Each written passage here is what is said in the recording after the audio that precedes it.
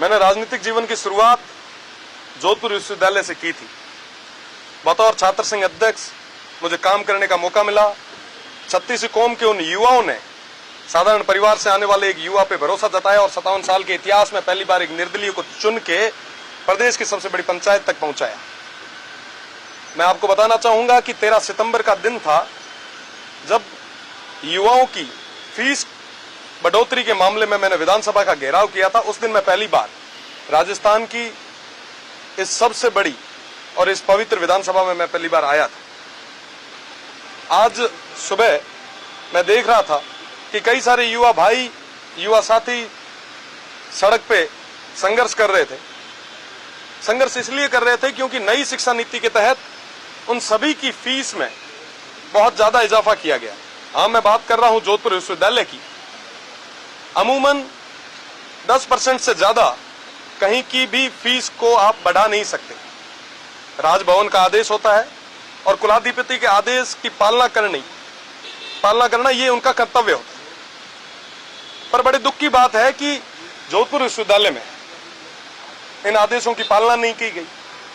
ग्रामीण परिवेश से आने वाले उन विद्यार्थियों पे एक आर्थिक बोझ डाला गया जो हम सभी के लिए, विशेषकर मेरे लिए पीड़ा की बात है क्योंकि मैं उसी विश्वविद्यालय से निकला हूं। आपको मैं बताना चाहूंगा कि इस बार डेटा हैंडलिंग के नाम पे, ऑनलाइन फॉर्म के नाम पे पर स्टूडेंट 3 साल के 5400 से 5500 तक 5 से 6,000 रुपए ज्यादा लिए जा रहे हैं।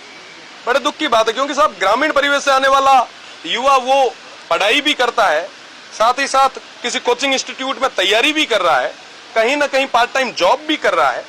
आज वो कैपेबल नहीं है, इसलिए गवर्नमेंट यूनिवर्सिटी में एडमिशन लेके अपने सपनों को साकार करने का एक प्रयास कर रहा है। पर उनके साथ जब ऐसा कुठाराघात होता है तो कहीं ना कहीं दुख होता है, एक पीड़ा होती है। मैं आपको बताना चाहूंगा कि इनकी जो सेमेस्टर फीस है, पहले एनुअल एग्जाम हुआ करते थे, अब सेमेस्टर एग्जाम हो गए हैं।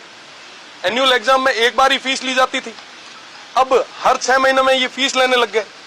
हुआ ये है कि पहले जो फीस 3,000 थी उसको अब बढ़ा के इन्होंने 6 से 8,000 कर दी। ये तमाम जो आर्थिक बोझ डाले जा रहे हैं, मैं कड़े शब्दों में निंदा करता हूं। साथ ही साथ मेरा निवेदन रहेगा विश्वविद्यालय प्रशासन से कि आप छात्रों को आर्थिक रूप से ना तोड़ें, आप उन्हें संबल दें और तमाम जो इनको समस्या आ रही है इनका निवारण करें। रीवैल्यूएशन अपने आप में एक बहुत बड़ी चीज हुआ करती थी। मुझे आज भी याद है जब कभी कोई बैक आती थी तो स्टूडेंट्स रीवैल्यूएशन का फॉर्म भरवाते थे, उसके बाद में वो पास होते थे। कई सारी चीजें ऐसी थी, उनको बंद कर दिया गया। ये छात्रों के साथ कुठाराघात है और छात्र राजनीति से मैं आया हूं, उन सभी से मेरा एक गहरा जुड़ाव रहा है क्योंकि उनकी बदौलत मैं यहाँ खड़ा हूं।